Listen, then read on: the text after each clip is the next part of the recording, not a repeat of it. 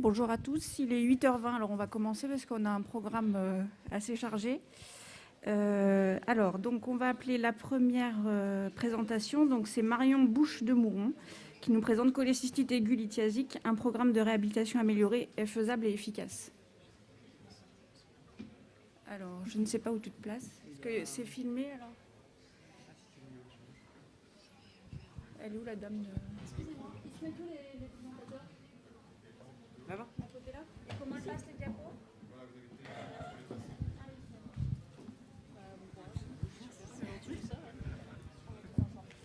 Donc, tu as 5 minutes.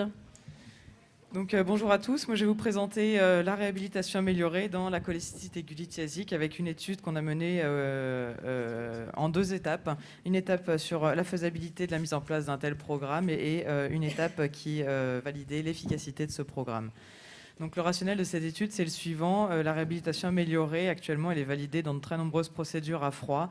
Par contre, pour la prise en charge des patients avec une urgence biliaire, on n'avait encore pas de données dans la littérature. Pourtant, on avait quelques prémices avec des études randomisées prospectives et des méta-analyses retrouvant l'inutilité des antibiotiques en post-opératoire et 2 études randomisées prospectives qui retrouvaient l'inutilité du drainage systématique de ces patients. Alors, on a décidé volontairement de ne pas faire d'études prospectives randomisées, étant donné qu'on trouvait ça difficile au sein d'un même service de proposer 2 prises en charge différentes de la même pathologie. Et donc, avec l'aide du groupe GRACE, on a créé une base de données prospective GRACE cholécystite, dans laquelle on a inclus des patients, 101 patients de mars 2019 à janvier 2020, des patients qui ont bénéficié d'un programme de réhabilitation améliorée dans la prise en charge de cholécystectomie pour une cholécystite aiguë lithiasique de grade 1 ou de grade 2.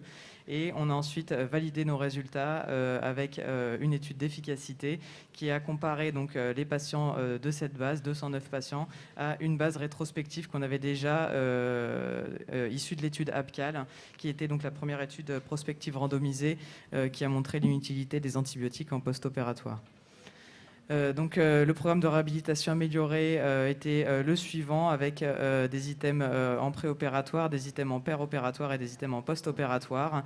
L'adhérence à ce programme a été plutôt pas mal, étant donné qu'en moyenne, on avait 17 items sur 20 qui étaient respectés, avec quasiment 100% d'adhésion pour l'information du patient en préopératoire, la prévention de l'hypothermie et des nausées-vomissements en péropératoire et la réalimentation orale précoce avec une mobilisation précoce en post-opératoire.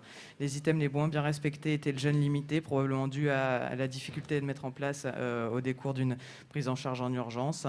On avait quand même 20% de patients qui étaient drainés, et ce dû à des problèmes en péropératoire, et quand même 40% avaient des antibiotiques en post-opératoire, ce malgré les différentes études prouvant leur inutilité. Et ceci peut être dû au fait que ce soit les anesthésistes qui prescrivent les 48 heures post-opératoires, les prescriptions 48 heures en post-opératoire.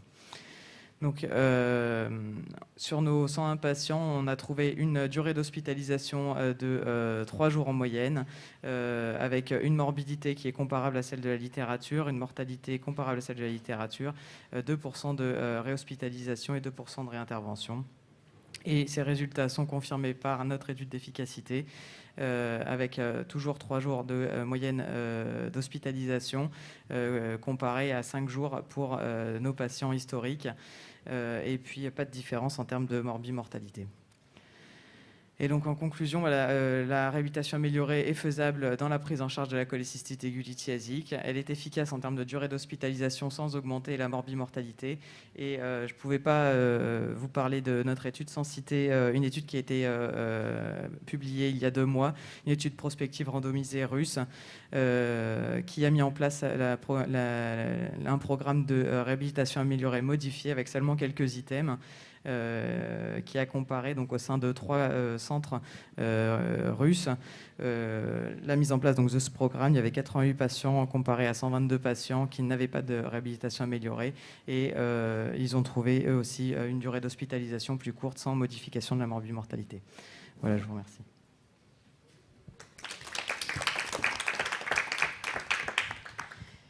Merci beaucoup pour votre étude. Est-ce qu'il y a des questions dans la salle ? Aucune question, d'accord. Très bien, moi j'ai pas de questions non plus. Est-ce que... Non, j'ai pas de questions, je suis désolée. Pas de questions. Ça a été difficile de mettre en place les mesures avec l'équipe des infirmières et tout ça, de la consultation, tout ce que... Alors, il n'y a pas de consultation préopératoire parce que c'est de l'urgence. L'information, elle se fait directement dans le box des urgences quand on rencontre le patient. Par contre, 100% des patients avaient une information claire sur la prise en charge initiale, sur les données, ce qu'on allait lui faire en préopératoire et le post-opératoire. Et en fait, comme on fait déjà beaucoup de réhabilitation dans la chirurgie à froid, ça n'a pas été très compliqué à mettre en place d'un point de vue équipe infirmier. Et c'était aussi pour ça qu'on n'a pas pu faire d'études prospectives randomisées parce que en fait, nos infirmiers sont déjà formés à la réhabilitation et c'était difficile dans la même chambre avoir un patient qu'on ne mobilisait pas, qu'on ne réalimentait pas alors que le voisin lui avait droit à ce programme de réhabilitation. Oui, Nicolas. Dans les critères d'inclusion, il y avait une limite d'âge de score hasard? Absolument pas. Aucune limite. Et d'ailleurs, je ne sais pas si vous avez vu, mais il y a 1% de mortalité. C'est une patiente de 85 ans qu'on a pris en charge pour initialement une cholécystite aiguë lithiasique de grade 2 et qui en fait a fait à 48 heures une angiocolite. Et sur la pièce opératoire, on a découvert un cancer de la vésicule biliaire 15 jours plus tard. Donc on l'a quand même inclus parce qu'initialement, elle présentait tous les critères de la cholécystite aiguë lithiasique. C'est une étude sur les patients tout venant à l'hôpital et pas de sélection, donc c'est vraiment le reflet de la vraie vie. Super, merci beaucoup.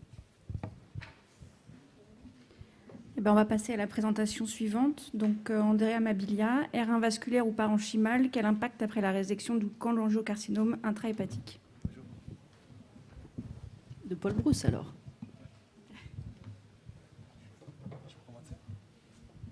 Bonjour à tous et à toutes. Je vous présente aujourd'hui mon travail sur l'erreur vasculaire ou parenchymatose et quel impact après des résection de cholangiocarcinome intrahépatique. La chirurgie constitue le seul traitement potentiellement curatif des cholangiocarcinomes intrahépatique et l'importance des marges chirurgicales est désormais admise de façon consensuelle. Une seule étude a représenté les résultats à long terme des résections R1 vasculaires versus R1 parenchymatose dans le cadre de cholangiocarcinome intrahépatique, sans différence nette entre les deux types de résections. L'objectif de notre étude, c'est de comparer la survie sans récidive et la survie globale à 3 et 5 ans des groupes R0, R1 parenchymatose et R1 vasculaire après hépatectomie pour cholangiocarcinome intrahépatique, en sachant que les statuts R1 étaient définis en cas de marge saine inférieure à 1 mm ou des lésions détachées des structures vasculaires. Juste pour rappeler, dans la littérature, on a des études qui montrent que pour les métastases hépatiques et pour les CHC, la chirurgie en vasculaire permet d'obtenir les résultats équivalents à la résection R0, c'est-à-dire que le détachement de la lésion vasculaire intrahépatique peut être considéré adapté sur les plans oncologiques.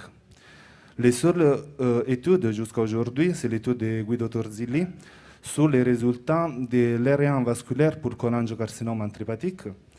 Et comme résultat, il nous a donné que pour les cholangiocarcinomes intrahépatique, la résection R1 vasculaire entraîne une survie plus courte que la résection R0 et similaire à la résection R1 parenchymateuse. Dans notre étude, qui c'est une étude monocentrique conduite à l'hôpital Paul Brousse à Villejuif, c'est 81 patients réséqués pour cholangiocarcinome intrahépatique entre les 2012 et les 2019, avec l'objectif principal d'analyser des groupes R1 parenchymateux versus R1 vasculaire pour la survie globale, la survie sans récidive et les facteurs prédictifs de survie. Dans les données préopératoires, dans ce tableau, on peut voir qu'il n'y a pas de différence significative entre les trois groupes. Et les données péri- et post-opératoires, ils nous montrent comme différence significative entre les trois groupes le numéro de résection portale, le numéro de résection biliaire et le numéro des patients N+. Pour résumer les principaux résultats, on peut dire qu'il y a 3 mois, la mortalité est nulle, sans différence de mortalité. Dans le groupe R1 vasculaire, on a 2 patients qui sont R1 au niveau de l'événement hépatique et 3 patients qui sont R1 au niveau de la même porte. Comme on a dit, on n'a pas de différence épidémiologique préopératoire ou péropératoire entre les 3 groupes. Et les statuts N+, comme le numéro de résection biliaire et portale, étaient plus fréquents dans le groupe R1 vasculaire. Ça, c'est les courbes de Kaplan-Meier pour notre résultat. Et là, c'est clair que le groupe R0, il a un meilleur pronostic par rapport à l'autre deux groupes. Les réans vasculaires, c'est le pire pronostic entre les trois groupes dans notre série. En analyse univariée, les facteurs prédictifs de survie globale étaient la présence d'un envahissement vasculaire microscopique, le sexe et les types de résection. Et les types de résection, c'était les seuls facteurs de risque sur la survie sans récidive. Notre étude présente des limites, qui sont la suivi limité des patients associés à la petite taille de la cour et empêchant de tirer des conclusions définitives de notre étude. Les plus grandes valeurs du CA19-9 et le nombre de patients N+, dans les groupes aériens vasculaires sont probablement liés à un type histologique plus agressif, qui explique les plus fortes récidives et mortalité. Et les patients aériens vasculaires présentaient les lésions plus centrales, nécessitant donc une chirurgie plus complexe. Les patients R1 parenchymatose ont des résultats de survie globale et intermédiaire entre les deux groupes. Et les R1 vasculaires présentent les 0% de survie sans récidive et survie globale déjà 3 ans. Ça, c'est différent des résultats de l'étude de Guido Torzilli. Et donc, en cas de R1 vasculaire prévisible, on pourrait recommander une hépatectomie plus large des principes et si besoin après embolisation portale pour réséquer les pédicules et les veines hépatiques au contact de la tumeur. Les patients R1 périchimatose ou R0, par contre, ont une survie globale à 3 ans satisfaisante. Et donc, la chirurgie pour nous reste recommandée. Comme 80% des patients R1 vasculaires étaient N+, on peut mettre l'hypothèse de la nécessité d'une lymphadénectomie de stadification pré-résection. En cas de R1 vasculaire prévisible, suivi de chimiothérapie néoadjuvante, CN+, ou résection d'emblée CN-. Et enfin, le rôle du PET scan pour le staging ganglionnaire pourrait être d'un grand intérêt. Et en fait, il faut noter que les patients du groupe R1 vasculaire avaient tous reçu une lymphadénectomie, contrairement aux autres patients. Et c'est ça peut-être expliquer la différence observée entre les groupes de taux de N+. En conclusion, la résection des réans vasculaires de cholangiocarcinome intrahépatique entraîne les moins bons résultats de survie par rapport aux résections R0 et R1 parenchymateux, et ce dernier groupe, il a des résultats intermédiaires. Et si l'imagerie préopératoire montre une résection qui est R1 vasculaire prévisible, la résection probablement doit être évitée car elle ne permet pas d'obtenir des résultats oncologiques satisfaisants ou supérieurs en termes médicaux. Merci.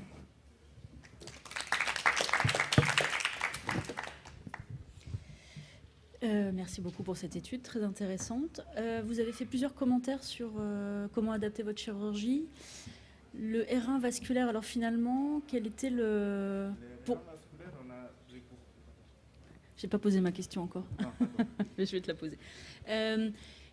Comment vous auriez pu changer votre chirurgie? Est-ce que c'était possible? Tu parles à un moment dans la discussion de pouvoir élargir une hépatectomie. On sait déjà que dans ces maladies-là, c'est déjà des hépatectomies souvent élargies.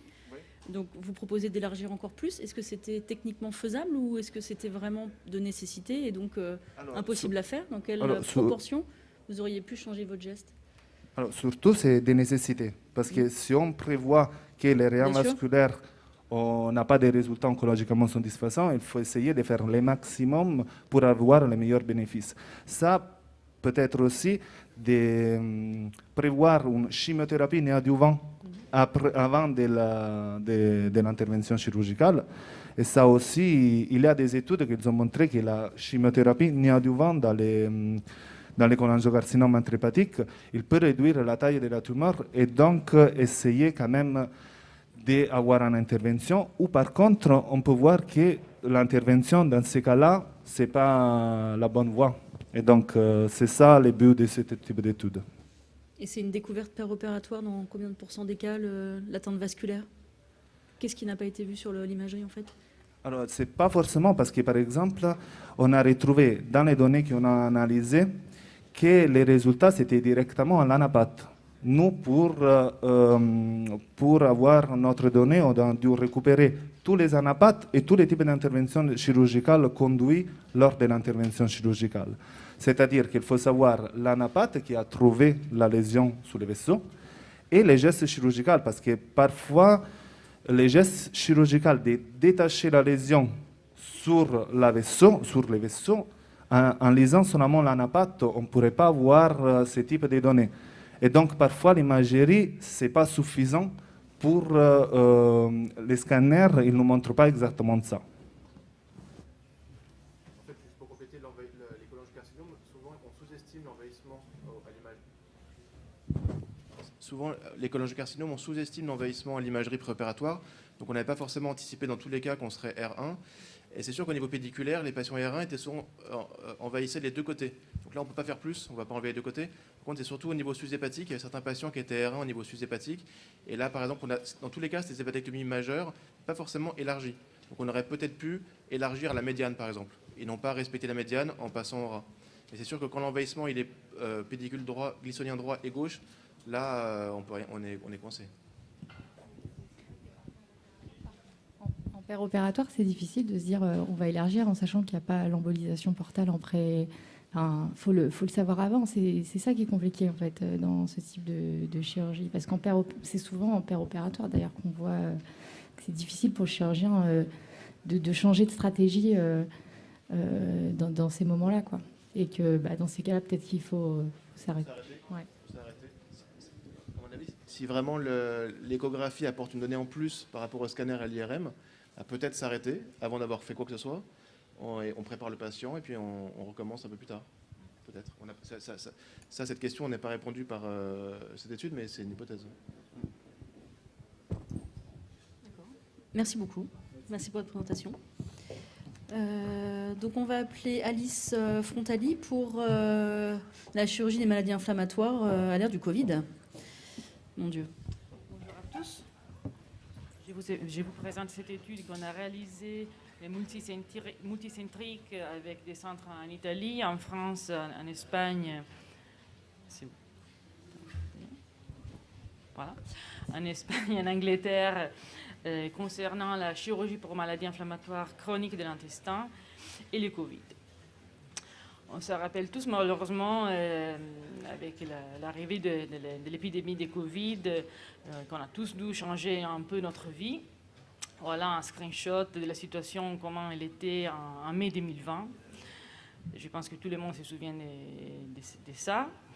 Nous, les chirurgiens, on a dû adapter notre activité à cause du Covid et on a dû surtout décaler ou supprimer les blocs opératoires pour les opérations, sauf les opérations pour des patients avec du cancer ou des vraies urgences.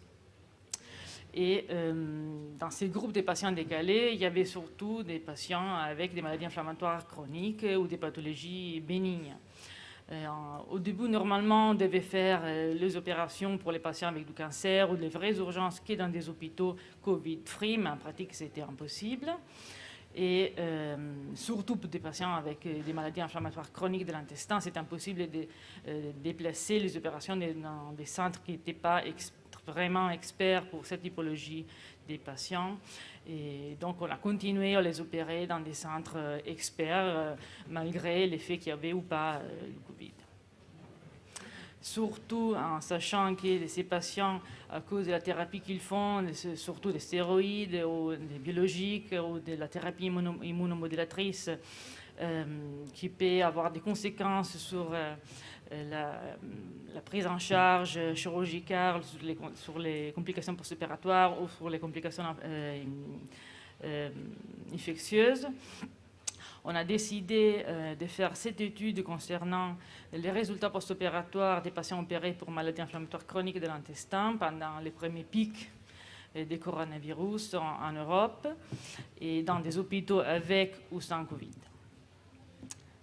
Donc, ce qu'on a fait, on a réalisé une étude rétrospective concernant tous les patients consécutifs opérés pour MICI, c'est-à-dire soit maladie de Crohn, soit rectocolite hémorragique, dans 7 centres européens, 4 en Italie, un seul en France, l'hôpital Beaujon, un en Espagne, un en Angleterre.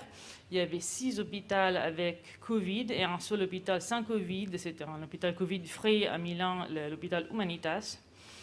Et on a concentré l'étude au niveau du premier pic de Covid, c'est-à-dire la période mars-juin 2020. On a fait cette étude et on a essayé de voir si on pouvait retrouver des facteurs de risque pour les complications post-opératoires et on a utilisé une analyse de régression logistique. Donc, on a retrouvé à la fin 91 patients, la plupart c'était des hommes. La majorité des patients a été opérés pour maladie de Crohn, les 40% pour RCH, les 60% pour maladie de Crohn. 100 patients ont eu un diagnostic de cancer en post-opératoire. Ça veut dire que peut-être il y avait des patients qui sont arrivés à la chirurgie sans avoir été bien étudiés à l'avance. Il y avait les 20% des patients en traitement avec stéroïdes et les 15% des patients qui sont arrivés à la chirurgie sous biologique. La plupart des patients opérés pour RCH avaient une activité de la maladie modérée à sévère. La moitié des patients opérés pour maladie de Crohn avaient une maladie de Crohn fistulisante. Concernant les résultats, la plupart des patients ont été opérés dans les centres Covid. On voit aussi que la plupart des urgences réalisées ont été réalisées dans des centres Covid. Probablement, à cause de ça aussi, on a eu un pourcentage significativement supérieur des patients qui ont dû mettre en place une stomie à la chirurgie. Comme vous pouvez voir aussi, c'est impossible d'être opéré sans effectuer un test Covid avant la chirurgie dans le seul hôpital Covid-free. Par contre, on a eu des cas de chirurgie réalisée en urgence sans effectuer un test Covid dans des hôpitaux Covid.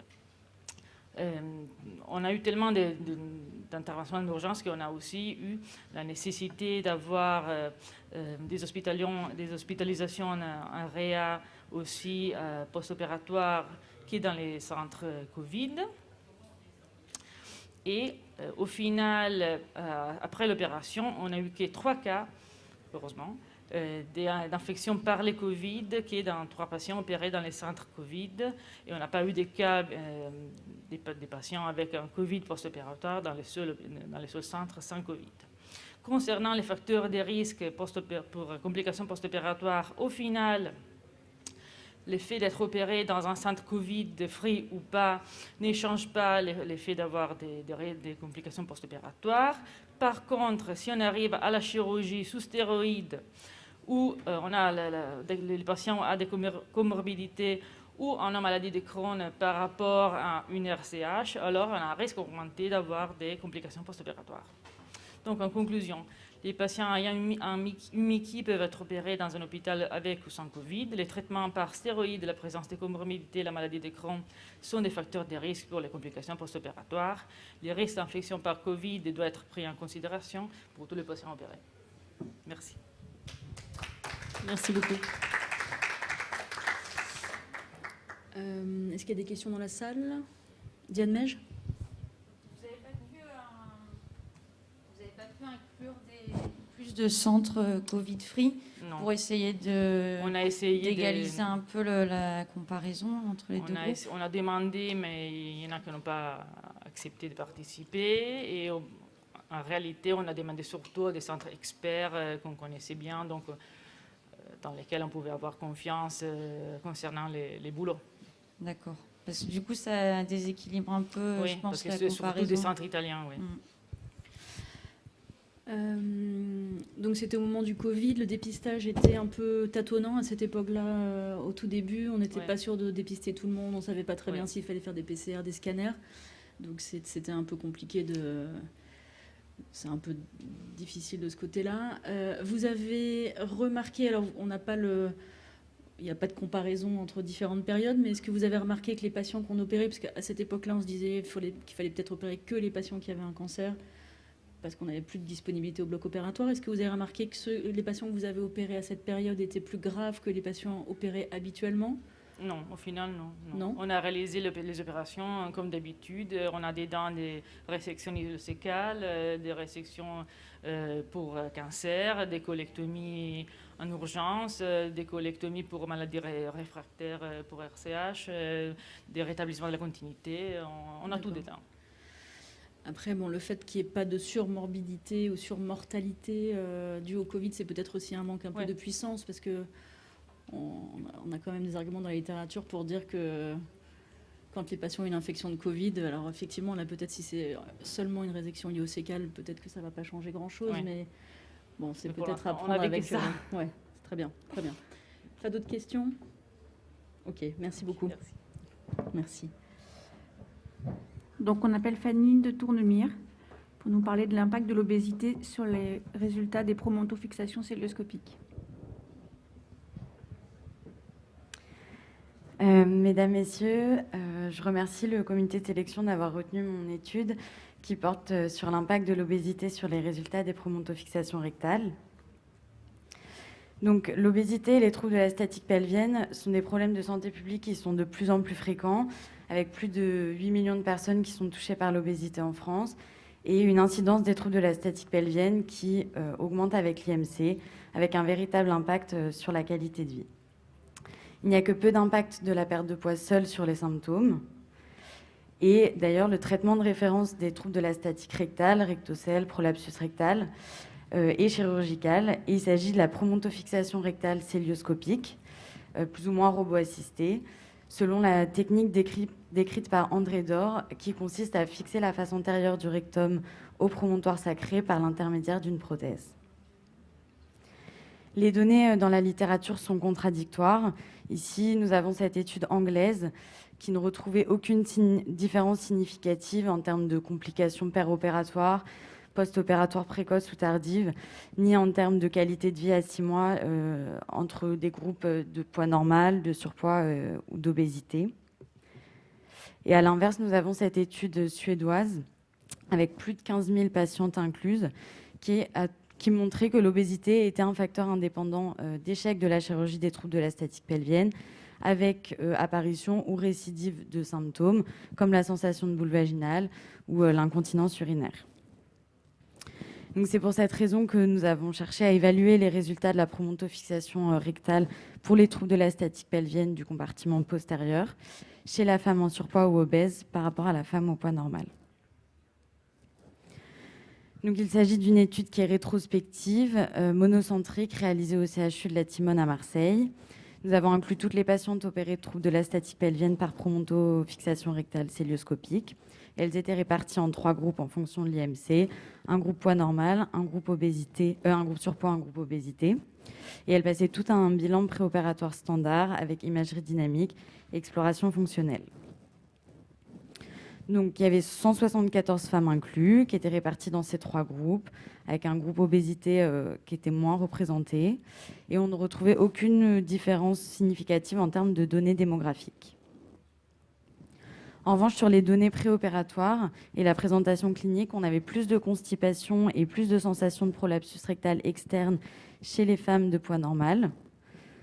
Et également, sur les données des explorations préopératoires, plus de prolapsus recto externe et plus de défects des sphincters externes et internes à l'imagerie chez les femmes de poids normal par rapport au groupe surpoids et obésité, et ce, de manière significative. Les durées opératoires étaient augmentées avec l'IMC de manière significative, et on ne retrouvait en revanche pas de différence significative sur les taux de conversion, avec cependant une certaine tendance à l'augmentation avec l'IMC. En termes de données post-opératoires, les 3 groupes étaient comparables, à l'exception des abcès de parois qui étaient plus fréquents dans le groupe obésité. Et en termes de résultats fonctionnels, on trouvait plus de récidives et plus de chirurgie complémentaire dans les groupes surpoids-obésité par rapport au groupe poids normal. On a donc réalisé une analyse multivariée à la recherche de facteurs prédictifs de récidive et de traitements supplémentaires. Et le surpoids et l'obésité ne sortaient pas en facteurs prédictifs de récidive, mais en revanche apparaissaient comme des facteurs de risque indépendants de traitements supplémentaires, plus précisément de chirurgie complémentaire. Donc il existe certaines limites à notre étude, donc le fait qu'elle soit rétrospective et qu'il n'y ait pas de score de qualité de vie à l'étude. Et en conclusion, donc, on peut dire qu'il n'y a pas d'impact de l'obésité et du surpoids sur les suites opératoires des promontofixations rectales, et qu'être obèse ou en surpoids ne constitue pas un facteur de risque indépendant de récidive. mais les durées opératoires étaient prolongées avec l'IMC et l'obésité et le surpoids apparaissaient comme des facteurs de risque de correction insuffisante des troubles de la statique pelvienne, c'est-à-dire de chirurgie complémentaire. Je vous remercie de votre attention. Merci beaucoup. Est-ce qu'il y a des questions dans la salle? Ou est-ce que c'est moi qui fais de la chirurgie de la carcinose qui vous posez la question? Ok. Merci. Attends, non, je n'ai pas fini. Attends, moi, je vais trouver une question. Si j'ai bien compris, malgré tout, finalement, les patientes qui ont un poids normal ont plus de symptômes ou une maladie plus sévère, initialement, puisqu'il y a des problèmes de sphincter. Et sur la clinique et sur l'imagerie. D'accord. Donc, on peut dire que c'est une maladie plus sévère ou... Ouais. Okay. Il n'y avait pas plus d'érythrocèle chez les patients obèses, c'est ça, non? Non, allé un petit peu vite, mais c'est parce que du coup, ils n'ont pas les mêmes symptômes. Alors, c'est pas ma spécialité non plus, mais peut-être qu'en fonction de l'indication, les résultats sont pas toujours... Enfin, il y a peut-être un... Donc, ma question, c'est si les patientes sont un petit peu plus graves dans le groupe poids normal, est-ce que c'est donc pour ça qu'à la fin, finalement, il n'y a pas de différence significative en termes de différence comment dire, d'efficacité du traitement? On va dire, imaginons que les patientes, moi je ne peux que imaginer, si les patientes obèses ont un traitement comparable, mais intuitivement on se dit que ça doit moins bien marcher, et finalement si elles sont moins sévères, ça marche aussi bien? Ou pas du tout parce que c'est de la multivariée et que ça marche, c'est des stats, c'est comme ça? J'aide un peu Fanny. Finalement, les groupes étaient assez comparables sur la symptomatologie. Hein. Il n'y avait que certains points, comme par exemple la sensation de prolapsus rectal, qui était plus fréquemment observée chez les patientes au poids normal. Donc, ils étaient assez similaires dans la symptomatologie et même dans les examens préopératoires. Donc, on a quand même l'impression que l'obésité et le surpoids corrige insuffisamment les troubles de la statique pelvienne. La pneumothoracification corrige insuffisamment les troubles de la statique pelvienne chez les patientes obèses ou en surpoids. C'est surtout ça l'impression à partir de cette étude. Et les traitements complémentaires que vous avez dû effectuer, c'était de quel type? Je ne crois pas que vous les ayez détaillés. Non, il y a donc, les poses de neurostimulateurs des racines sacrées, la stomie de dérivation, la stimulation tibiale, préparation sphinctérienne. Ok. Merci beaucoup. Merci. J'y vais. Donc on passe à la communication suivante. Donc c'est Oumeima Lanaoui, qui est mon interne actuellement, donc je suis très contente, qui va nous présenter un travail qui nous vient du Maroc pour l'amputation abdominopérinéale et donc la stomie, la colostomie pseudocontinente. Tout à fait. Je vous présente aujourd'hui une comparaison entre deux techniques de colostomie après amputation abdominopérinéale pour un cancer du trait rectum. Et donc, malgré toutes les avancées dans la prise en charge du cancer, l'amputation reste indiquée dans environ 20% des adénocarcinomes du bas rectum, et le standard étant une fermeture périnéale première avec une colostomie iliaque gauche qui est dans ce cas définitive. La colostomie périnéale pseudocontinente est peu connue, peu de centres la réalisent dans le monde, et du coup les données sur les résultats fonctionnels se font un peu rares. Mais sur les études qui existent, la colostomie périnéale pseudocontinente semble améliorer la qualité de vie à long terme des patients. Elle est présentée actuellement par tous les auteurs comme étant une alternative à la colostomie iliaque définitive. Je rappelle brièvement ici la technique de réalisation de la colostomie telle qu'elle a été décrite par M. Schmitt et que nous utilisons dans notre service. Il s'agit de prélever un segment culique de 8 à 10 cm de la pièce réséquée, qui est ensuite dénudé de ses franges épiploïques, puis ensuite inversé pour réaliser un greffon de musculeuse lisse par excision des couches muqueuses et sous-muqueuses. Le périnée est ensuite fermé et au milieu, on y amarre la colostomie. Le greffon est entouré comme un manchon de façon circulaire sur le côlon abaissé, puis cette stomie elle est amarrée au milieu du périnée. On commence des irrigations coliques quotidiennes à partir du 4e jour par un faible volume qui sera progressivement augmenté. Le patient pourra sortir une fois il aura appris la technique. On insiste aussi qu'un membre de sa famille apprenne à faire les irrigations. Et donc, malgré les avantages qu'elle puisse présenter, il y a quelques appréhensions qui sont liées à la CPC. De la part des chirurgiens, elles seraient liées à une durée opératoire et une gestion post-opératoire plus longue. Et puis, du point de vue des patients, la contrainte de réalisation d'irrigation colique quotidienne, un retour à la station assise qui prendrait plus de temps, ou alors une éventuelle altération de la qualité de vie qui serait due à la survenue de complications ou un coût surajouté de la gestion. Et c'est ainsi qu'on s'est donné comme objectif de comparer la CIG et la CPC sur les données opératoires et la morbimortalité à J90. Et puis d'un autre côté, sur les 6 premiers mois, nous avons comparé le coût payé par le patient de gestion des 2 stomies et puis la qualité de vie des patients. C'est une étude donc qui est rétrospective mais d'une base de données prospective qui a été menée à l'Institut national d'oncologie de Rabat au Maroc. Et nous avons utilisé comme critère de jugement pour la morbimortalité le score de Clavien-Dindo à J90 du post-opératoire. La qualité de vie a été estimée par les questionnaires de l'EORTC, le C30 et le module spécifique du rectum, le CR29. Ces 2 questionnaires ont été validés, traduits et validés en arabe pour plus d'accès aux patients. Pour ce qui est de l'analyse de coûts, nous avons formulé une formule qui compare en fait la part payée par le patient des soins médicalisés durant les 6 mois et puis des coûts de gestion de la stomie. Il s'agissait pour les CIG des coûts des poches de stomie et pour les CPC des kits d'irrigation. Je précise que dans notre contexte, ces coûts-là sont à la charge entière des patients. Ils ne sont pas remboursés par les systèmes de sécurité sociale. Donc, sur une population de 72 bas rectums opérés sur une durée de 2 ans, on a eu 49 amputations abdominopérinéales, 16 patients ont eu une colostomie iliaque gauche et 33 ont eu une CPC.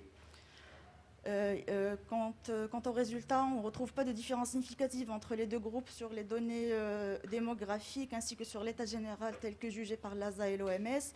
Il n'y avait pas de différence non plus sur la localisation des tumeurs ou le stade TNM. Pour ce qui est des complications, nous avons recensé 12 complications supérieures à 3B de Clavien-Dindo dans le groupe CPC contre 20 pour les CIG. La durée opératoire médiane est en fait de 300 minutes dans les 2 groupes.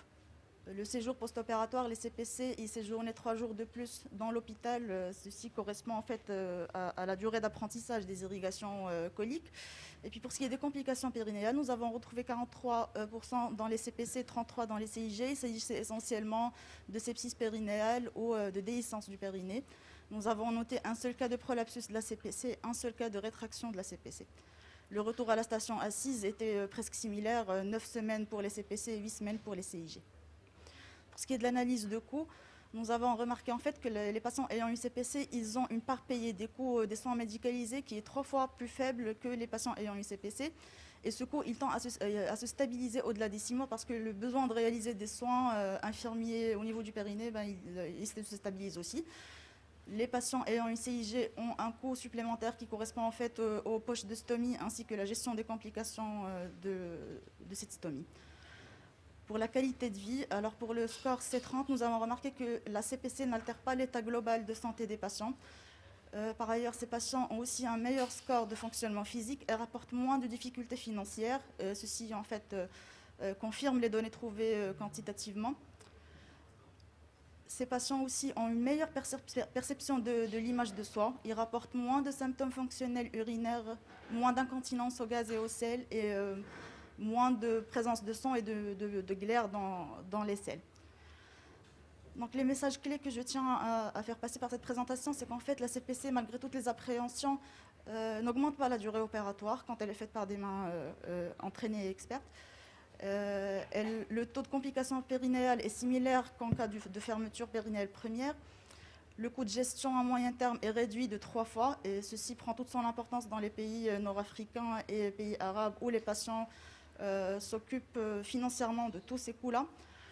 Et surtout, n'altère pas la qualité de vie durant les premiers 6 mois de la chirurgie, et ceci malgré que ces premiers 6 mois soient un temps d'adaptation à la technique et d'adaptation aux irrigations coliques qui sont quotidiennes ou chaque 48 heures.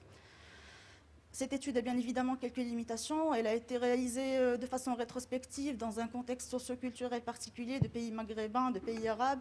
Le coût de gestion de prise en charge est non remboursé dans notre contexte, il est entièrement à la charge du patient. L'absence d'accompagnement par une stomathérapeute rend aussi très difficile la gestion d'une stomie définitive, d'une stomie iliaque définitive. Mais la CPC peut trouver aussi sa place dans les pays non maghrébins, puisqu'en fait, elle permet de restituer le schéma corporel. Les patients ont une meilleure perception de leur image de soi. Et en conclusion, je dirais que c'est une alternative intéressante à proposer aux patients, parce qu'à un taux de complications similaire à la CIG, à une fermeture périnéale première, elle permet de diminuer le coût de gestion et sans altérer la qualité de vie des patients. Je vous remercie de votre attention. Merci beaucoup, Mema. Ouais, c'est très intéressant. Alors, il ne faut pas oublier que c'est un centre expert, hein, donc la morbidité est assez faible aussi pour ça. Alors nous, effectivement, on va dire qu'en France, on propose peut-être moins cette technique aux patients, ou peut-être seulement en cas de refus extrême de la stomie, et c'est bien dommage.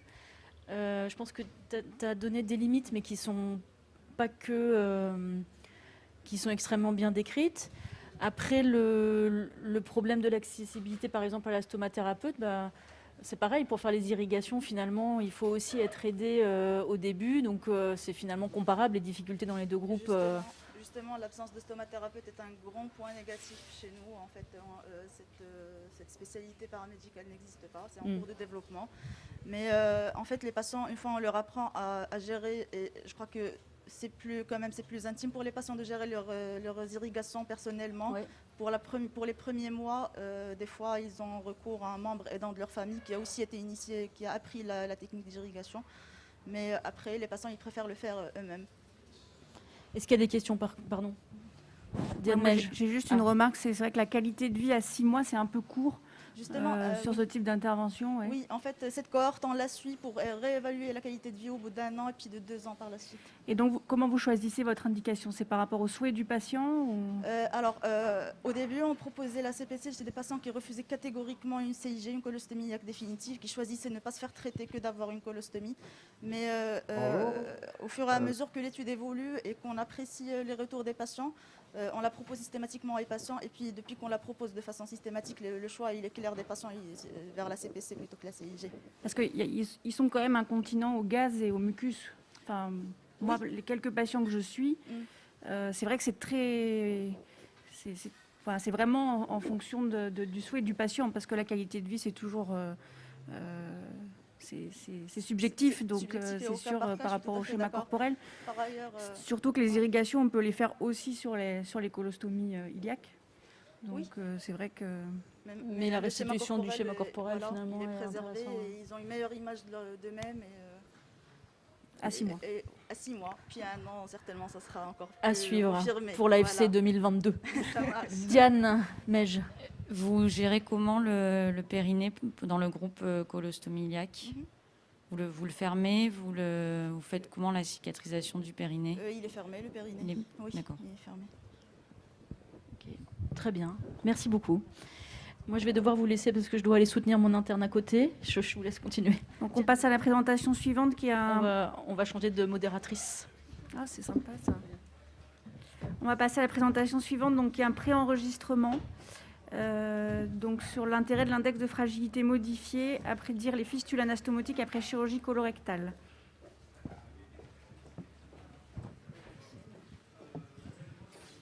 Bonjour, donc je suis Dr Hani Mema. Je fais partie de l'équipe de chirurgie générale de l'hôpital universitaire Mohamed Tahar El-Marmouri de Nabeul en Tunisie. Et je tiens à remercier l'Association française de chirurgie ainsi que l'équipe organisatrice de ce congrès pour nous avoir donné cette occasion pour présenter à distance, étant donné les contraintes du Covid-19, notre travail sur l'intérêt de l'index de fragilité modifié, le MFI11, à prédire les fistules anastomotiques après chirurgie colorectale. En fait, le concept de fragilité, c'est un concept qui est relativement récent. Il en existe multiples définitions de la fragilité. Ce n'est pas une définition consensuelle. On trouve par exemple dans le Swiss Medical Forum, la fragilité liée à l'âge qui correspond à une perte de réserve physiologique de plusieurs organes, induisant une plus grande vulnérabilité face au stress. On trouve une définition sur le site de Statistique Canada qui définit la fragilité comme étant un état physiologique de vulnérabilité accrue lié à l'âge et qui définit les patients fragiles comme des patients qui sont moins susceptibles que les autres de s'adapter ou de recouvrer un état de santé normal à la suite d'une maladie aiguë ou d'une blessure. Ainsi, nous remarquons qu'il existe multiples définitions et par conséquent multiples moyens de mesure. En effet, Buta en a dénombré 67 moyens de mesure de la fragilité décrits dans la littérature. Les plus importants étant le phénotype de fragilité de Fried, le modèle d'accumulation de déficit de Rockwood et les index, les scores de fragilité, dont fait partie le sujet de notre travail, le MFI 11 et le MFI 5, qui sont démontrés équivalents pour prédire les résultats post-opératoires. Donc, qu'est-ce que le MFI 11? C'est un outil de mesure de fragilité qui dérive des critères apparus en 2013 de l'American Society of Surgeons, de l'Association américaine de chirurgie, et qui contient 11 critères qu'on passe rapidement. Donc, 1, l'état fonctionnel du patient. 2, le diabète insulinodépendant ou sous antidiabétiques oraux. L'hypertension artérielle sous traitement. L'insuffisance cardiaque congestive. L'infarctus du myocarde. La chirurgie cardiaque ou angioplastie ou angine de poitrine. La bronchopneumopathie chronique obstructive ou pneumonie. La gangrène secondaire à une maladie vasculaire périphérique ou traitée par angioplastie, revascularisation ou amputation. Les troubles sensitifs dans les 48 heures précédant l'intervention. Un accident ischémique transitoire ou un accident vasculaire cérébral sans déficit et l'accident vasculaire cérébral séquelaire. Donc, ces 11 critères, donc on donne un point pour chaque critère. Les patients non fragiles, c'est des patients qui ont des scores à 0 et les patients fragiles ils ont un index qui est supérieur ou égal à 1. Donc, le but de notre travail était d'évaluer l'intérêt de l'index de fragilité modifié, le MFI 11, dans la prédiction des fistules anastomotiques après chirurgie colorectale. Pour ce faire, donc, on a réalisé une étude de prospective bicentrique, donc 2 centres tunisiens, à savoir notre hôpital Marmouri de Naples et l'hôpital universitaire Sahloul de Sousse sur une durée de 2 années, 2018 et 2019. Donc, le pouvoir prédictif du MFI 11 a été attesté par 2 manières, donc l'analyse unie et multivariée, et l'air sous la courbe en utilisant les courbes caractéristiques de performance ROC et avec étude de la sensibilité et de la spécificité. Donc, pour les résultats de notre étude, les résultats globaux, donc 192 patients, dont 17,2%, soit 33% ont présenté une fistule anastomotique. La reprise chirurgicale était nécessaire chez 5,2% et le drainage percutané pour 3 patients. Les patients ont été divisés en 4 groupes selon l'index MFI. Donc, la moitié des patients étaient non fragiles. Presque un tiers avait une fragilité faible avec un index A1, 10% une fragilité intermédiaire et 4 patients, soit 4%, donc 4% des patients, 7 patients donc, avaient une fragilité forte avec un index supérieur ou égal à 4. Donc l'analyse univariée a montré que les patients fragiles présentaient des incidences significativement plus élevées de fistules anastomotiques, d'infection du site opératoire et de complications globales post-opératoires. En études multivariées, les facteurs prédictifs de fistule anastomotique retenus étaient le MFI11 avec un odds ratio à 1,52 et l'amaigrissement avec un odds ratio à 3,38. Les patients les plus fragiles avaient des risques plus élevés de développer une fistule anastomotique avec un odds ratio de 2,76, une infection du site opératoire ou une complication post-opératoire.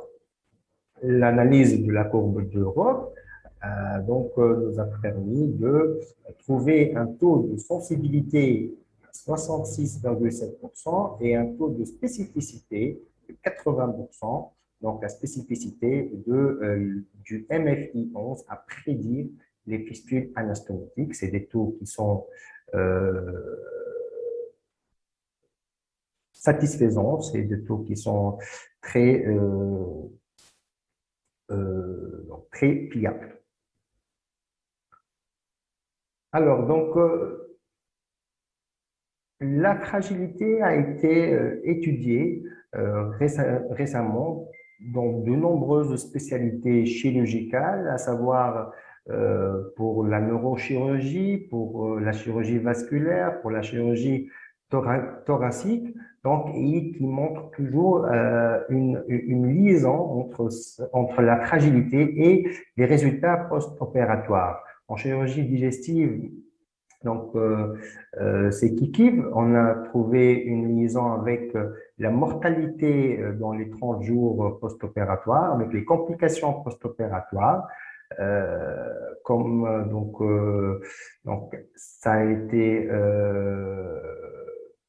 relevé pour les gastrectomies non bariatriques, ça a été aussi relevé pour les résultats de la chirurgie gastro-intestinale pour cancer, avec des taux de complications post-opératoires et de mortalité élevés. Les colectomies ont été étudiées et ça a montré aussi un taux élevé de complications pour les patients les plus fragiles. Donc, à notre connaissance, notre étude, c'est la première étude qui étudie vraiment les fistules anastomotiques donc, et leur relation avec l'index de fragilité après chirurgie colorectale. Et les résultats sont vraiment concordants avec ceux de la littérature. Et pour conclure, donc c'est un nouveau outil. Donc, c'est un outil qui est fiable, c'est un outil qui est vraiment simple à calculer. Donc, l'interne, le résident, ça ne nécessite pas vraiment une expertise. C'est peut-être mieux que l'ASA donc, pour prédire des patients à haut risque de complications et surtout à la complication majeure après chirurgie colorectale, donc à savoir la fistule anastomotique. Donc, je vous remercie pour votre attention et je remercie les équipes qui ont participé à ce travail, à savoir les équipes de l'hôpital Marmouri de Naples et de Sehloul Sousse et surtout notre professeur attaché, Dr Mahdi Bouassida, et je vous remercie. Merci.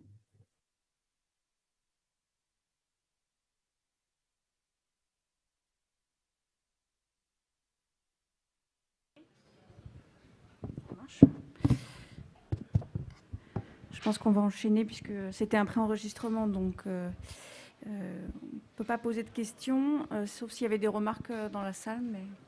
Donc on va passer cette fois-ci à la communication suivante, qui est une communication algérienne, chirurgie différée versus chirurgie immédiate après radiothérapie courte pour cancer du rectum. Et c'est également un préenregistrement. Honorable assistance, bonjour. Permettez-moi de vous exposer les résultats d'une étude prospective comparant la morbidité opératoire et les résultats carcinologiques à moyen terme entre le protocole suédois et le nouveau protocole de radiothérapie courte suivi de chirurgie différée. Les données épidémiologiques les plus récemment publiées dans les registres du cancer algérien et ceux de l'OMS font état de plus de 6500 nouveaux cas de cancer colorectal enregistrés en Algérie durant l'année 2020. Ainsi, portant ainsi les cancers colorectaux au premier rang des cancers digestifs. C'est aussi le deuxième cancer le plus fréquent et la troisième cause de mortalité par cancer en Algérie. Ces données font que les cancers colorectaux représentent actuellement un véritable problème de santé publique. Le cancer du rectum représente à lui seul presque la moitié de l'incidence des cancers colorectaux en Algérie. À l'heure actuelle, 2 schémas thérapeutiques associant radiothérapie et chirurgie se partagent sa prise en charge. Le schéma de référence, à savoir la radiochimiothérapie, et le schéma suédois. La problématique réside dans le fait que ce schéma classique de radiochimiothérapie donne sûrement plus de régression, donc plus de résécabilité, surtout pour les stades avancés, mais nécessite une plus longue durée thérapeutique avec un risque de surtoxicité et une moindre observance, ce qui limite son indication chez les sujets fragiles. En contrepartie, le protocole suédois donne des résultats carcinologiques similaires à la radiochimiothérapie avec plus de confort pour les malades, une meilleure observance, il est plus économique avec un moins de délai d'attente. Mais il ne donne pas de régression tumorale, ce qui limite son indication dans les stades avancés. Ce qui fait qu'une catégorie de patients échappe aux 2 protocoles. C'est les sujets fragiles avec des lésions localement avancées et les sujets avec des lésions métastatiques résécables. Existe-t-il une alternative permettant d'obtenir les avantages du schéma court et ceux du schéma long? À la fin des années 90, plusieurs cas de réduction tumorale ont été observés après une radiothérapie courte suivie d'une chirurgie différée. Et la réflexion nous a renseigné que le schéma court suivi d'une chirurgie différée pourrait être une solution séduisante. Donc l'idée d'étaler l'intervalle entre la radiothérapie courte et la chirurgie a commencé à voir le jour dans le but d'avoir une réduction du volume tumoral en préopératoire, associant ainsi les avantages de la radiochimiothérapie et ceux du schéma suédois. Dans le but de participer à l'évaluation de ce nouveau protocole, on a mené une étude prospective et randomisée au sein du service de chirurgie oncologique de la Wilaya de Sétif durant la période allant de juillet 2017 à juillet 2019. Dans le but d'évaluer l'influence de l'intervalle de temps entre la radiothérapie courte et la chirurgie du cancer du rectum localement avancé sur la morbimortalité opératoire et les résultats carcinologiques à moyen terme. On a inclus dans notre étude tous les patients présentant un adénocarcinome du moyen et du bas rectum, des patients avec un potentiel de cicatrisation correct et opérable, et des patients présentant des tumeurs localement avancées résécables et non métastatiques et non compliquées. Bien sûr, sans contre-indication à la radiothérapie. On a exclu tous les patients non opérables, les patients présentant un cancer du haut rectum, les cancers du moyen et du bas rectum classés T4 et en cas de présence de métastases à distance diagnostiquées en préopératoire. 91 patients ont été colligés durant la période de notre étude.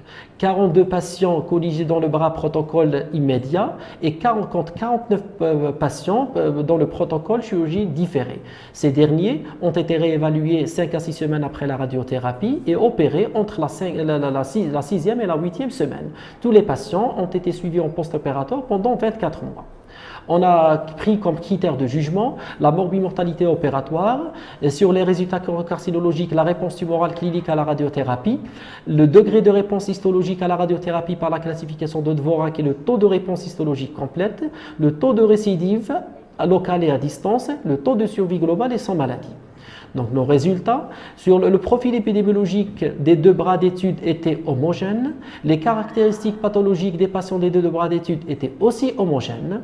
Pour ce qui est de la réponse clinique à la radiothérapie évaluée chez les malades du protocole différé, elle s'est traduite sur l'IRM par un downsizing chez 73% des patients, un downstaging chez 43% des patients. Et un downsizing et un downstaging, c'est 41% des patients, avec une réponse clinique complète observée chez 8% des patients. Pour ce qui est du geste chirurgical, on a réalisé autant de chirurgie rectale conservatrice dans le bras protocole différé que dans le bras protocole immédiat. Pour ce qui est des résultats thérapeutiques, en l'occurrence la morbimortalité opératoire, aucun décès n'a été enregistré dans les 2 bras d'études et la morbidité opératoire était homogène entre les 2 bras. Cette morbidité a été évaluée sur la classification de Cliven. La morbidité grade 3 et 2 était homogène entre les 2 bras d'études. Par contre, la morbidité légère de grade 1 était plus importante dans le bras protocole immédiat. Le type de morbidité opératoire était partagé entre morbidité pariétale et digestive dans le bras protocole différé, mais il était dominé dans le bras protocole immédiat par la morbidité pariétale à 82%. Pour ce qui est de la morbidité digestive, on a constaté plus de déhiscence anastomotique traitée médicalement dans le bras protocole différé que dans le bras protocole immédiat, mais cette différence était statistiquement non significative. L'évaluation histopathologique du degré de réponse tumorale à la radiothérapie sur la classification de Dvorak a mis en évidence une réponse carcinologique assez marquée dans le bras protocole différé de 50%, contre 7,3% dans le protocole immédiat, ainsi qu'un taux de réponse histologique complète assez intéressant de 8,3%.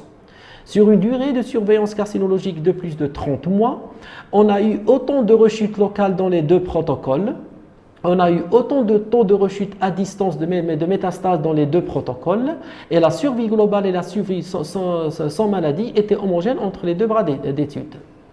Maintenant, pour ce qui est donc l'influence de l'intervalle de temps entre la radiothérapie courte et la chirurgie, sur la mortalité post-opératoire a été évaluée par plusieurs essais qui ont comparé les protocoles classiques à ce nouveau protocole. Ils n'ont rapporté aucune surmortalité post-opératoire, quel que soit le timing de l'intervention. Les résultats de notre série s'alignent aussi à ceux de la littérature. Pour ce qui est de la morbidité post-opératoire, les études évaluant ce nouveau protocole, en le comparant avec les protocoles de référence, n'ont observé aucune différence statistiquement significative, ce qui est le cas aussi de notre étude. Pour ce qui est de type de morbidité opératoire, seulement 4 études ont pris ce type de précision et ils ont observé que le fait de différer la chirurgie n'a pas su rajouter de morbidité par lâchage anastomotique ni de réintervention. C'est aussi le cas de notre étude. Mais par contre, dans notre étude, le fait d'opérer 6 à 8 semaines après radiothérapie courte a entraîné une diminution significative du taux de sepsis pariétal. Ce point a été révélé aussi dans le dernier rapport préliminaire de l'essai Stockholm 3 de 2017. Pour ce qui est de la régression tumorale radio-induite après chirurgie différée, les différents essais publiés ont tous rapporté un downsizing qui peut arrivant jusqu'à 62% et une réponse complète entre 6 à 15%. Nos résultats se rejoignent ainsi à ceux de la littérature. Cette régression tumorale radio-induite est aussi comparable à la radiochimiothérapie selon les résultats de plusieurs études la comparant avec la radiochimiothérapie.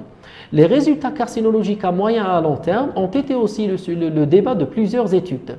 Et les résultats préliminaires de l'étude suédoise Stockholm 3 qui a conclu que les résultats carcinologiques à moyen et long terme du protocole différé étaient comparables à ceux des protocoles référentiels actuels. Autres études japonaises, italiennes et hollandaises ont rapporté des résultats similaires. Ces résultats donc, sont alignés aux résultats de notre étude. Donc ainsi qu'en conclusion, opérer 6 à 8 semaines après une radiothérapie courte ne se rajoute pas de mortalité opératoire ni de morbidité opératoire. Par contre, une diminution significative de taux de morbidité pariétale a été observée. Opérer 6 à 8 semaines après une radiothérapie courte a permis d'avoir une nette régression tumorale histologique radio-induite intéressant presque 50% des patients, mais avec un taux de récidive et de survie comparable au schéma suédois classique. Tous ces résultats rejoignent les études publiées qui s'accordent en l'absence de différence en matière de survie et du taux de récidive entre ce nouveau protocole et les deux schémas thérapeutiques actuellement utilisés. Je vous remercie.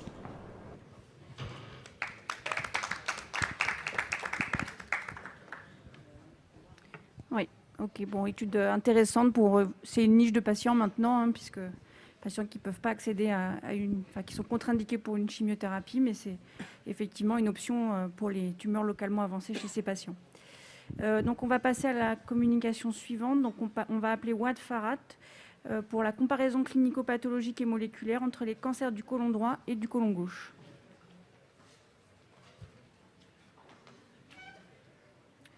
Bon. On n'a pas de candidat, donc on va passer à la présentation suivante. Donc Paul-Adrien Rosière, en espérant qu'il soit là, voilà, super. Qui va nous parler des facteurs de risque de mortalité des ischémies digestives aiguës après résection intestinale.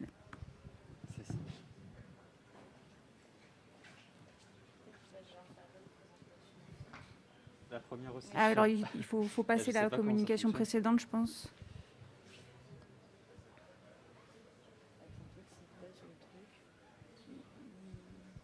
Oui, il m'a fait un signe. C'est bon. Merci, bonjour à tous. Donc effectivement, je vais vous parler des facteurs de risque de mortalité des ischémies digestives aiguës après résection intestinale.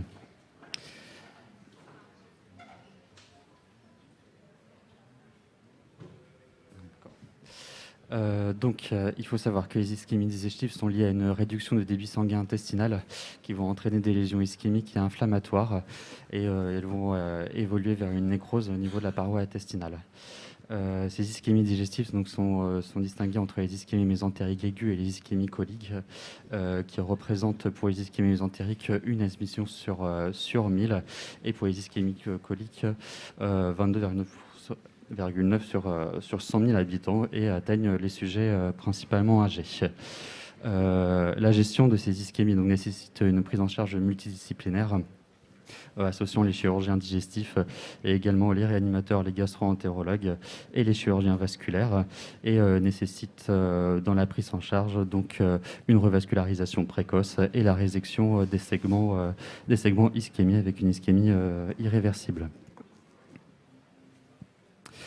L'objectif de l'étude était d'évaluer les facteurs de risque de mortalité des ischémies digestives après une résection intestinale. Pour répondre à cet objectif, nous avons réalisé une étude rétrospective dans 2 centres de l'Ouest sur une durée de 10 ans, entre janvier 2008 et décembre 2018. Les critères d'inclusion étaient tous les patients ayant subi une ischémie mésentérique et ou colique avec une résection intestinale. Au niveau de l'analyse statistique, les données pré-, per- et post-opératoires ont été analysées de façon univariée puis multivariée. Au niveau des résultats, 233 patients ont été inclus dans l'étude.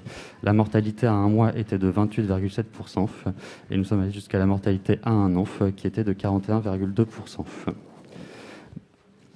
Nous avons eu de nombreux facteurs qui ont été retrouvés en analyse univariée, qui ont ensuite été analysés de façon multivariée et sont ressortis que le score ASA, la présence comme comorbidité d'une cardiopathie et des comorbidités pulmonaires étaient des facteurs de risque de mortalité dans les ischémies digestives. Et la durée d'hospitalisation ainsi que l'utilisation d'une nutrition parentérale en post-opératoire apparaissaient comme des facteurs protecteurs pour la survie du patient. Au niveau de la discussion, il faut savoir que le taux de mortalité qui a été retrouvé dans notre étude était concordant à se retrouver dans la littérature qui comparait les ischémies mésentériques avec les ischémies coliques. Il faut savoir que la durée d'hospitalisation était notamment influée par les complications post-opératoires, à la fois les complications chirurgicales, avec les patients qui représentaient une nouvelle ischémie post-opératoire et qui nécessitait la réalisation d'un second look, et également les sepsis post-opératoires et les hémorragies, et à la fois les complications médicales avec de nombreuses défaillances rénales et respiratoires. L'utilisation de la nutrition parentérale en post-opératoire était longuement utilisée dans les 2 centres et c'est un point majeur de la prise en charge post-opératoire, notamment après la résection grélique chez les patients qui subissent un syndrome de grêle court. Dans cette étude, il n'a pas été retrouvé que le délai de prise en charge influait sur la survie, probablement lié au design de l'étude, qui a été une étude réalisée de façon rétrospective. Et il a été difficile de retrouver la durée exacte entre le début des symptômes et le début de la prise en charge chirurgicale. Et il a été quand même démontré dans plusieurs études que ces délais étaient un point primordial dans la survie des patients. Et donc, afin d'améliorer ce délai de prise en charge et de réaliser un diagnostic le plus précoce possible, il est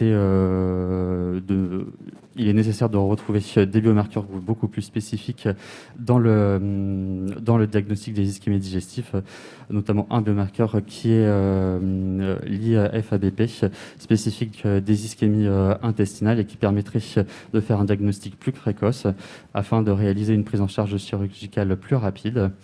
Et de nouvelles techniques chirurgicales permettraient de réaliser des résections beaucoup plus optimales avec des chirurgies moins invasives pour le patient, notamment liées avec la laparoscopie, qui peut être couplée avec des techniques telles que l'angiographie au verre d'indocyanine ou la fluorocéicine.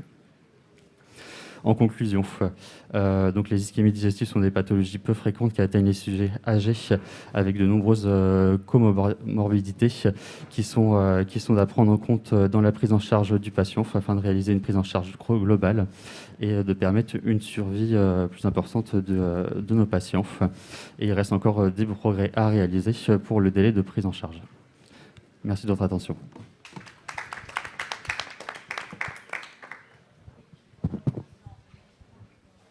Vous avez des questions? Le marqueur IFABP, c'est en fait dans ces études-là qui montrent que c'est un facteur prédictif de l'ischémie. C'est parce que habituellement on se fie un petit peu d'une part à la clinique et CRP, globules blancs pour dire ou de lactate. Qui est déjà un peu trop tard. Quand on voilà, principalement c'est lié à la clinique avec les antécédents du patient, la présentation clinique et quelques marqueurs. Mais l'IFABP, c'est un marqueur en fait qui est spécifique des cellules entérocytaires et qui a tendance à augmenter dès le début de l'ischémie. Et l'augmentation est à la fois sanguine et urinaire et le taux est proportionnel à la durée de l'ischémie. Et en pratique, on peut actuellement le demander, même si, dans les hôpitaux, ou c'est dans l'état de recherche Pour l'instant, c'est dans l'état de recherche et c'est juste dans certains centres. D'accord. J'ai une petite question.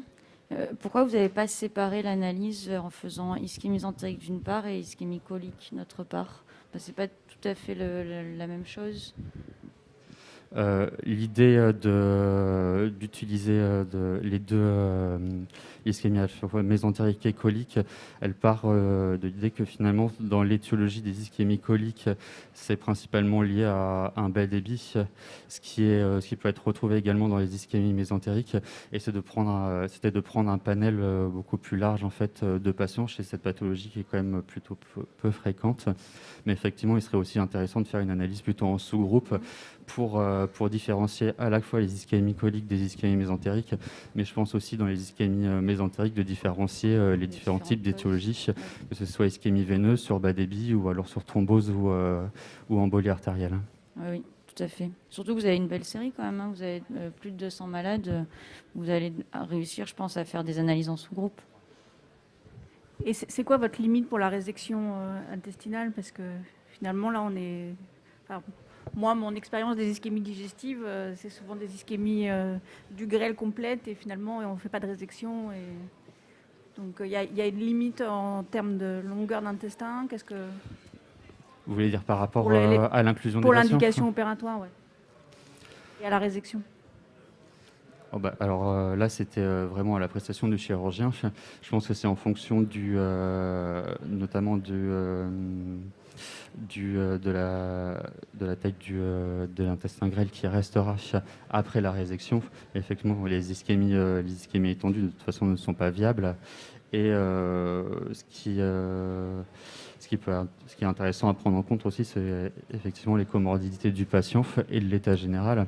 On peut se permettre de conserver une faible distance longueur d'intestin grêle chez les patients qui sont plutôt en bon état général, alors qu'on n'ira pas à réaliser une résection étendue chez les patients qui sont peu autonomes au final, avec de nombreuses comorbidités. Il y a une dernière question et après on enchaîne avec la dernière présentation. Et est-ce que l'utilisation du verre d'indocyanine dans votre pratique quotidienne, vous la faites dans votre pratique quotidienne, notamment dans le cadre des urgences, comme vous en avez évoqué à la fin? Alors, nous, dans notre centre à Brest, on n'a pas de verre d'indocyanine, on a de la fluorécéine.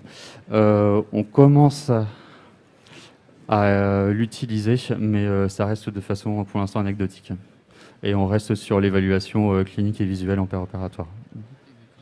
Avec des second looks parfois, fermeture sur VAC Avec des second looks aussi en fonction de la clinique. Les fermetures sur VAC, nous on le fait peu. D'accord. Okay, merci. Merci. Merci beaucoup. Donc on va passer à la dernière présentation puisque Gregorio Scorino n'est pas présent. Donc c'est la place du traitement non opératoire dans la prise en charge des appendicites aiguës non compliquées. Donc c'est un préenregistrement également, une étude tunisienne. Bonjour, merci pour l'invitation. Nous allons vous parler de la place du traitement non opératoire dans la prise en charge des appendicites aigus non compliqués.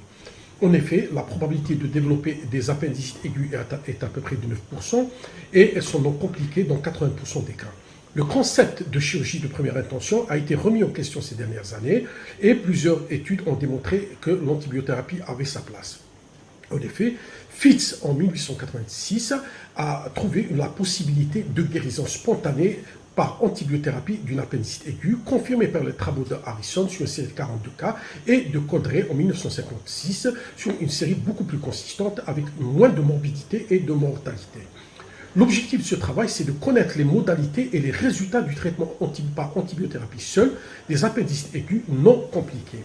Il s'agit d'un essai prospectif randomisé unicentrique sur une période de 2 ans. On a colligé 163 patients traités par antibiothérapie. Il y avait des critères d'inclusion, essentiellement le consentement éclairé et la confirmation clinique et biologique par le score d'Alvarado et l'échographie, et les critères d'exclusion, surtout le refus du patient, patient immunodéprimé, suspicion de néoplasie, maladie inflammatoire, appendicite compliquée et les patients avec des antécédents de diabète, antécédents psychiatriques ou neurologiques, et la grossesse et l'allaitement. Alors, les moyens diagnostiques, il s'agissait essentiellement du score d'Alvarado clinico-biologique et radiologique par l'échographie, parfois la tomodensitométrie. Donc, on a retenu comme critère d'appendicite aiguë non compliquée, les critères cliniques, c'est le score d'Alvarado entre 4 et 7, et les critères radiologiques, c'est l'épaisseur de l'appendice inférieure ou égale à 10 mm, absence d'abcès appendiculaire, pas de perforation, pas de stercolite et pas d'aspect évoquant une tumeur. L'antibiothérapie utilisait essentiellement les céphalosparines de 3e génération, le métronidazole, macrolide et ciprofloxacine, par voie intraveineuse les 3 premiers jours, puis le relais Péros les 7 jours, et le contrôle, il se faisait au 3e, 5e, 7e jour, 1 mois, 6 mois, 1 et 2 ans.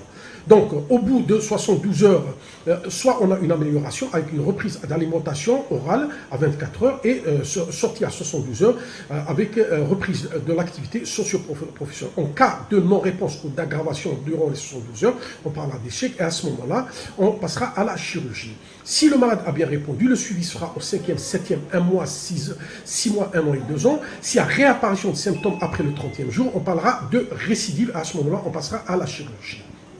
Donc, on proposera le traitement non opératoire à toutes les appendicites aiguës non compliquées. En cas de refus, on traite le malade chirurgicalement. En cas d'acceptation, à ce moment-là, on traite. S'il y a succès ou absence de récidive, on surveille le malade jusqu'à 2 ans. S'il y a échec ou récidive, on passe au traitement chirurgical. Donc, il s'agissait de 155 patients avec un sexe ratio de 1,03 et un moyen d'âge de 43 ans. Les manifestations cliniques les plus parlantes, c'est surtout la douleur abdominale, nausées, vomissements. La sensibilité abdominale était présente. Alors, sur le plan biologique, il s'agit essentiellement d'un taux de leucocytes supérieur entre 7000 et 18000, donc plus de 65%, avec une moyenne de 12 500 éléments par millimètre cube, et une CRP qui était positive dans la moitié des cas à 2 chiffres. Donc, sur le plan radiologique, alors l'échographie a été réalisée dans la quasi-totalité, chez la quasi-totalité des patients, c'est-à-dire 98% des cas. Elle a retrouvé un appendice avec un diamètre entre 7 et 10 mm, avec une moyenne de 8,5 mm, une infiltration de la graisse périappendiculaire chez 50% des cas, et un épanchement localisé dans moins de 10% des cas. L'antibiothérapie utilisée, il s'agit essentiellement de l'association céfacidal-flagyl. Et alors sur les 163 patients, 155 ont accepté le protocole et 8 ont refusé, donc ils ont été exclus. Sur les 155, on a eu 85% de succès, 1,29% d'échecs et 54% de récidive. Alors pour l'échec, donc l'aggravation de la symptomatologie durant les 72 heures ou réapparition de signes au cours des 30 jours, il y a eu 4 cas, dont un était un appendice gangréné avec présence de stercolite et 3 un appendice phlegmoneux. Pour l'échec, c'est-à-dire réapparition de symptômes après le 30e jour, au nombre de 21, donc à 3 mois il y a eu 2, il s'agissait d'appendice cataral, à 6 mois 4, 2 appendices catarales et 2 appendices phlegmoneux, à 1 an il y avait 9 avec 5 appendices catarales et 4 appendices phlegmoneux, et à 2 ans, il y avait 4 appendices catarrhales et 2 phlegmoneux. Donc, sur les 21 récidives, il y a eu 12 appendices catarrhales, plus de 50%, 11 appendices phlegmoneux, mais surtout, pas d'appendicite compliquée. Un seul malade avait une tumeur neuroendocrine. Alors, plusieurs études ont démontré l'efficacité de l'antibiothérapie dans la prise en charge des appendices aigus non compliqués en utilisant des modes de diagnostic différents, soit cliniques, soit clinico-radiologiques ou seulement radiologiques. Pour notre série, on a utilisé des critères clinico-biologiques et échographiques. L'efficacité était entre 60 et 80% selon les différentes séries. Dans notre série, elle était à peu près de 85%. Alors, il faut savoir que ces études étaient comparatives, mais il y avait beaucoup de facteurs de confusion qui pouvaient influencer les résultats. L'inclusion était basée essentiellement sur des critères clinico-biologiques, moins sur les critères radiologiques. La durée du traitement antibiotique variait selon les différentes séries et la comparaison des complications était difficile du fait que la récidive ne pouvait pas se voir dans le groupe de chirurgie et l'infection dans le groupe d'antibiotiques. Pour notre série, elle n'était pas comparative, mais l'inclusion était basée sur la comparaison clinique, biologique et radiologique et l'accord du patient. Pour ce type de protocole, on a une efficacité qui avoisinait les 85% sans augmenter le risque de complications en cas de récidive. Alors les points forts, c'est quoi? C'est que l'antibiothérapie reste une indication licite pour la prise en charge des appendices aigus non compliqués pour des patients bien sélectionnés. Le taux de récidive était moins de 15% sans augmenter la morbidité. On avait moins de 1% de lésions malignes, mais il faut des études beaucoup plus rigoureuses pour mieux apprécier ce protocole. Alors, en conclusion, on dira que la pratique habituelle de l'appendicectomie en urgence est plus une habitude héritée du passé qu'une pratique validée par les données de la littérature. Le traitement non opératoire est efficace et sûr pour le traitement de première intention des appendicites aigus non compliqués. Il permet d'éviter les complications dans plus de 4/5 des patients en sachant qu'elles n'augmentent pas la morbidité. Je vous remercie.